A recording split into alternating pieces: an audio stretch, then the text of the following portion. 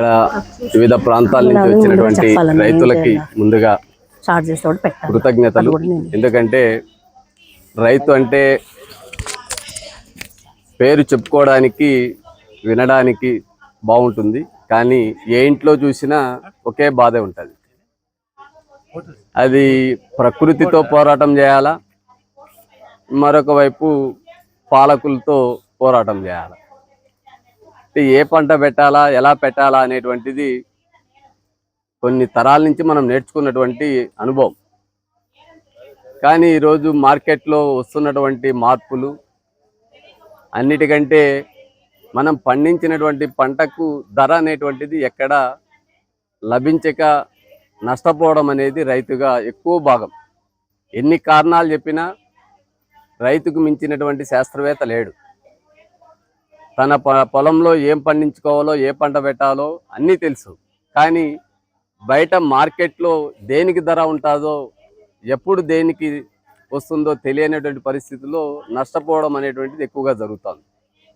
కానీ ఈరోజు ఒక స్వచ్ఛందంగా రైతుల పక్షాన మనకు కావాల్సినటువంటి పండ్ల మొక్కల్ని మనకు అందిస్తూ వాటికి సంబంధించినటువంటి పర్యవేక్షణ, అంటే ఎన్ని మొక్కలు మామూలుగా మనకే పెట్టిన తర్వాత ఒక 5 ఎకరాల్లో మామిడో, చీనీనో లేదా ఇతర మొక్కలు పెట్టిన తర్వాత మళ్ళీ సంవత్సరానికో ఎప్పుడో చూసుకుంటాం. మళ్ళీ మనం తెచ్చుకోవాలన్నా కూడా ఒక 50 మొక్కలో 100 మొక్కలో పోతే మన ఆర్థిక పరిస్థితి కావచ్చు, లేదా ఆ మొక్కల కోసమే పోయి తెచ్చుకోవాలంటే కూడా టైం కేటాయించలేక కొన్ని మనం నష్టపోవడం జరుగుతుంది.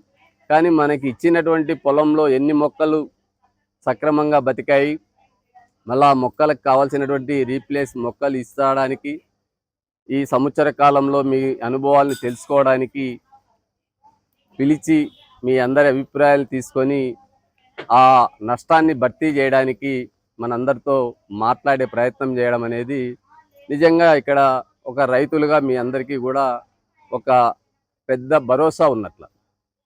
నేను కూడా లాస్ట్ మామూలుగా ఇక్కడ టిఫిన్ చేయడానికి వస్తూ ఉంటాను. నేను బేసికల్గా టీచర్ని.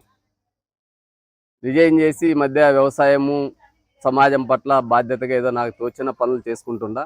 నేను కూడా ఒక 20 ఎకరాల్లో మామిడి, చీని, లాస్ట్ ఒక 5 ఎకరాలు దానిమ్మ ఉంటే అది తీసేసి పంట తీసుకోలేక మళ్ళీ ఇప్పుడు ఇక్కడే అక్కతో చెప్తే ఇట్లా కొన్ని మామిడి మొక్కలు, నేరేడు, మిగతా బార్డర్కి సంబంధించినటువంటి టెంకాయ చెట్లు ఇస్తామంటే అది కూడా మనం ఎంటర్ చేయడం జరిగింది. అంటే మాది బుక్కచెర్ల గ్రామం, రాప్తాడు మండలం. మా నాన్న వ్యవసాయమే, మా తాతగారి వ్యవసాయమే. మేము పనులు చేసి ఉద్యోగం వచ్చిన తర్వాత బయట తిరుగుతూ ఉన్నాము. కానీ మళ్ళీ వ్యవసాయాన్ని ఒక ఇష్టంగా చేసుకోవాలనేటువంటి ఆలోచనతో ఒక లాస్ట్ 2-3 సంవత్సరాల నుంచి ప్రయత్నం చేస్తూ ఉన్నాం. కానీ ఈ ప్రయత్నంలో ఎక్కువ కనిపిస్తుంది నష్టాలు తప్ప ఎక్కడ లాభం అనేది కనపడ్డం. ఏ పంట పండించినా అది రకరకాలు, కానీ ప్రభుత్వం అనేటువంటిది పాలసీలు సక్రమంగా చేయాలని మన రైతుల పక్షాన ఒక ప్రతిపాదన. డిమాండ్ కాదని, డిమాండ్ అంటే ఎవరు వినే పరిస్థితి లేదు. ఇప్పుడు అక్క స్వచ్ఛందంగా ఏ విధంగా బాధలు అర్థం చేసుకొని పేద మధ్యతరగతి రైతులకి, 5 ఎకరాలు ఉన్న రైతులకి పండ్ల మొక్కల్ని మనకి ఏవి అనుకూలంగా ఉంటే ఆ మొక్కలు పెంచడానికి ముందుకొచ్చారు. ఆ పంట నుంచి వచ్చిన పంట దిగుబడిని కొనేవాళ్ళు కూడా కావాలి కదా. మనం 5 ఏళ్ళు సాగుతాం. ఈరోజు ఒక 5 ఎకరాల్లో మామిడి పంట దిగుబడి వస్తే పంట వచ్చిన టైము ఒక నెల రోజులు మాత్రము మొత్తం ఎక్కడి నుంచో దళారులు వస్తారు. వారు తప్ప మనం పోయి బయట మార్కెట్లో అమ్ముకుందామన్నా కూడా అన్ని విధాల క్వాలిటీ ఉన్న మన కుప్పకల్లా జోర్రు వ్యాపారస్తులు. అది ఒక పెద్ద చీటింగ్ అక్కడ జరుగుతుంది. దానిపైన ఒక ఆ సీజన్ వస్తే టమోటా రైతుల పక్షాన కావచ్చు, చీనీ రైతుల పక్షాన కావచ్చు, మామిడి కావచ్చు, కలెక్టర్లకు చెప్పినా కలెక్టరు చెవికి ఎక్కించుకోరు. ఆ లోకల్ లీడర్లకి ప్రతిపాదించినా ఆ లీడర్లు ప్రతిపాదన చేసుకోరు. అల్టిమేట్గా మనం 5 సంవత్సరాలు కష్టపడి ఒక చీనీను, ఒక మామిడి పంట తీసుకొచ్చి మార్కెట్కి పోతే అక్కడ దళారులు మనల్ని దెబ్బతీసేటువంటి, మోసం చేసేటువంటి ప్రక్రియలో మనం నష్టపోతూ ఉన్నాం. ముందుగా ఇక్కడ అలాంటి నష్టానికి కూడా నివారణకు రైతులే కలిసి ఒక సొసైటీగా ఫామ్ చేసుకొని మన పంటను మనమే అమ్ముకునే విధంగా ఆ విధమైనటువంటి ప్రోత్సాహం మీ నుంచి అందించాలనేటువంటి ప్రయత్నాన్ని కూడా అక్కతో మనం నాకున్నటువంటి అభిప్రాయం తెలియజేస్తున్నా. ఎందుకంటే ఎవరైతే తమ పంటని తాము అమ్ముకోవడానికి ధరను నిర్ణయించడానికి సిద్ధంగా ఉంటారో వారే ఈ రైతు రాజుగా ఉంటారు. లేకపోతే ఆ నష్టాలు అనేటువంటివి మళ్ళీ భర్తీ చేయడానికి మనకి ఎక్కడ రాదు. ఎందుకంటే ఒక పంట ఒకసారి నష్టపోతే, ఒక 1,00,000 రూపాయలు ఒక 5 ఎకరాల పంటలో మనం నష్టపోతే ఆ 1,00,000 రూపాయలని మళ్ళీ మనం ఓవర్కమ్ చేయాలంటే ఇంకా అది అప్పు పేరకపోతూనే ఉంటుంది. కానీ అప్పు ఎక్కడ మనం పంట పండించగలం, ఆ పంటను అమ్మేటువంటి ప్రక్రియ మనం తోటలో మామిడి కింటాలు 20 రూపాయలకు కూడా అడగరు. బయట ఎక్కడ చూసినా 100 రూపాయలకి ఏ పండు చూసినా తక్కువ ఉండదు. అట్లీస్ట్ ఒక 50 రూపాయలు ధర ఫిక్స్ చేసి రైతుకి డైరెక్ట్గా కొనుగోలు చేస్తే ప్రతి రైతు బాగుపడడానికి కష్టపడిన దానికి ఫలితం ఉంటుంది. ఆ ప్రయత్నం ఎవ్వరూ చేయరు, అధికారులు చేయరు, ప్రజాప్రతినిధులు చేయరు. మనం చేసుకోవాలంటే ఒక రైతుగా 5 ఎకరాలు ఉంటే ఇంటి దగ్గర పంటకి నీరు పెడతామా, లేకుంటే ఉన్న పశువులు 1-2 ఉంటే వాటికి నీళ్లు పోస్తామా, పోయి మార్కెట్ని మనం చేయలేం. కాబట్టి మనం ఈ ప్రతిపాదన అంటే నేను గత 20 సంవత్సరాలుగా ఇస్తా ఉన్నాం, కానీ ఎక్కడ మార్పు అయితే రావడం లేదు. ఇప్పుడు కూడా అదే మాట్లాడినాం. పంటను మనము రకరకాల సలహాలు సూచనలతో పండించవచ్చు. వాటికి పెట్టుబడి కూడా ఈరోజు మొక్కలు బయట మార్కెట్లో రకరకాలు దాదాపు నేను ఒక 10-20 నర్సరీలు రాష్ట్రంలో చూసింటా. మామిడి చెట్టు ఒకే మొక్క, ఇప్పుడు అక్కిచ్చే మొక్క మనం బయట పోయి అడిగితే ఒక చోట 150 రూపాయలు ఒక మొక్క అంటారు, దానికి రకరకాల పేర్లు చెప్తారు. ఇలా రైతు మోసపోవడం తప్ప అల్టిమేట్గా ఏ మొక్క అయితే మనకి ఇచ్చారో అదే మొక్క వాడు ఇస్తారు. కానీ నర్సరీలు కూడా బయట వ్యాపారం చేస్తూ రైతుని మోసం చేస్తా ఉన్నారు. ఏది ఒరిజినలో ఏది కాదో తెలియదు. అట్లా పెట్టిన తర్వాత 5 ఏళ్ళు పంట దిగుబడి సక్రమంగా రాకపోతే, ఇచ్చినటువంటి నర్సరీ సరిగా లేకపోతే అక్కడ రైతు నష్టపోతాడు. మరొక వైపు హార్టికల్చర్ అధికారులు ఎవరు కార్పొరేట్ డబ్బు ఉంటుందో వాళ్ళకి మాత్రమే సలహాలు ఇస్తారు, వాళ్ళకి మాత్రమే చెప్పడానికి సిద్ధంగా ఉంటారు. మామూలు రైతు పోతే లోపల ఆఫీసులకు కూడా ఎంటర్ కాని పరిస్థితి ఉంది. ఆ అధికారులకు కూడా ఎన్నోసార్లు చెప్పాం, మీరు ఫీల్డ్లోకి వెళ్ళండి, ఏ గ్రామంలో ఆ గ్రామం రైతులతో ఇంటరాక్ట్ కావండి. ఇప్పుడు ఏ విధంగా మిమ్మల్ని అందరినీ పిలిపించి సమావేశం ఏర్పాటు చేసిందో అలా అధికారులు చేయాల్సినటువంటి పనులు ఎవరు చేయడం లేదు. అట్లా ఏ వైపు చూసినా చిన్న మధ్యతరగతి రైతులు నష్టపోతూ ఉన్నారు. వారికి మేమున్నామంటూ ఈరోజు ముందుకొచ్చి, అంటే నేను గత 20 సంవత్సరాలుగా నేను టీచర్గా పనిచేసేటప్పటి నుంచి అక్కడ చూస్తూ ఉన్నా.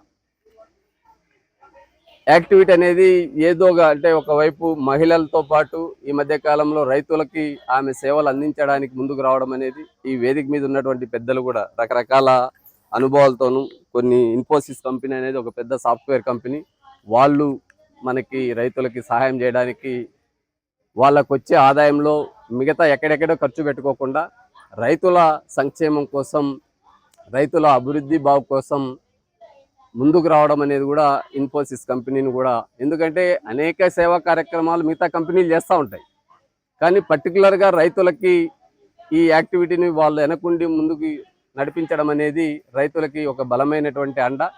అలా వారు ముందుకు రావడం. ఇంకొక ఆర్గనైజేషన్ సేవ్ ట్రీస్, అంటే స్వచ్ఛంద సంస్థలు ఆలోచన కూడా రైతుల బాగు కోసం.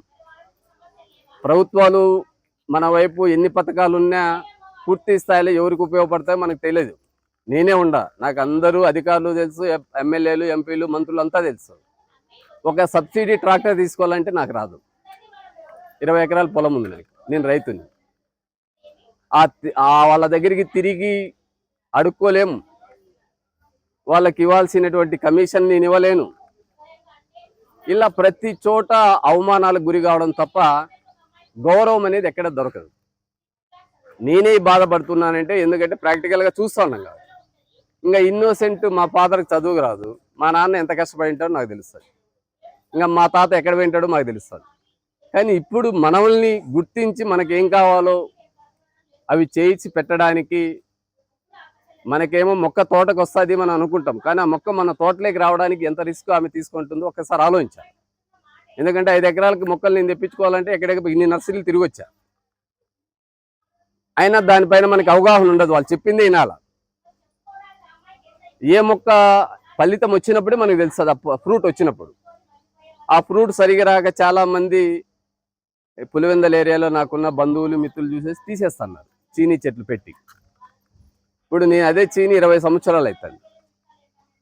ఆ మొక్క మళ్ళీ అదే మొక్క కావాలని తిరిగితే ఎక్కడ దొరకడం లేదు.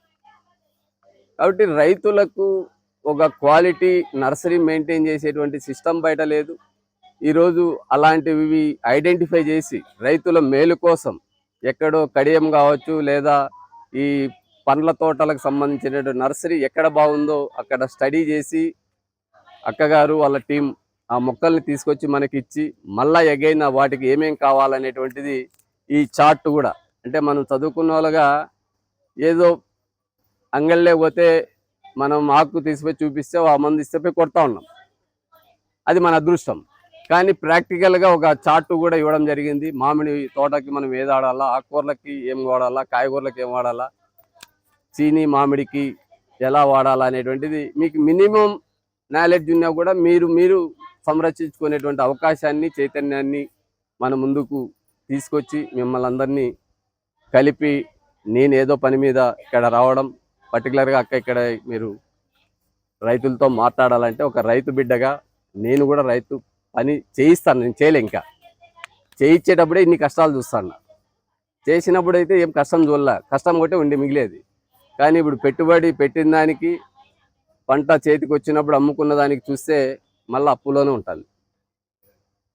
ఇలా 3 సంవత్సరాలుగా నేను ప్రాక్టికల్గా చూసేటప్పుడు అక్కడ చేయించే వాళ్ళని ఇంతకుముందు ఏరా ఎప్పుడు ఒక రూపాయి కూడా ఇవ్వలేదని చెప్పి అనేవాళ్ళు. ఇప్పుడు మనం చూస్తున్నాం కాబట్టి ఎందుకు రాలేదు, ఎక్కడ నష్టపోతున్నామని తెలుస్తాం. అల్టిమేట్గా ధర అనేది ఏ పంటకు మనం పండించినటువంటి పంటకు లేకపోవడం అనేది నష్టపోతున్నాం. ఆ వైపుగా గతంలో భవిష్యత్తులో జరిగిన నష్టానికి భవిష్యత్తులో ఆ విధంగా జరగకోకుండా ఇప్పుడు ఇంతకుముందు అక్కతో మాట్లాడినా అలాంటి ప్రతిపాదన కూడా రైతుల పక్షాన ఒక ధర అనేటువంటిది కనీసం అది చట్టంలో ఉంది కానీ అమలు చేసే వాళ్ళు లేరు. ఇంకా కొద్ది మందికి ఊతపదం అయిపోయింది. అది కొన్ని పార్టీలు ఊరికే మాట్లాడుతూ ఉంటాయి కానీ ఇంప్లిమెంటేషన్ ఉండదు. కానీ ప్రాక్టికల్గా ఎవరైతే మన బాధల్లో ఇన్వాల్వ్ అవుతారో వారే ఆ బాధలు తీర్చే బాధ్యత కూడా తీసుకోవాలని చెప్పి ఈ సందర్భంగా అక్కగారికి, ఇక్కడ వేదిక మీద ఉన్నటువంటి మిత్రులకు, తోటి రైతులుగా మీ అందరితో ఈ అభిప్రాయాన్ని పంచుకునే అవకాశం కల్పించినందుకు మీకు అక్కగారికి కృతజ్ఞత తెలియజేస్తూ సెలవు తీసుకుంటాను. Thank you.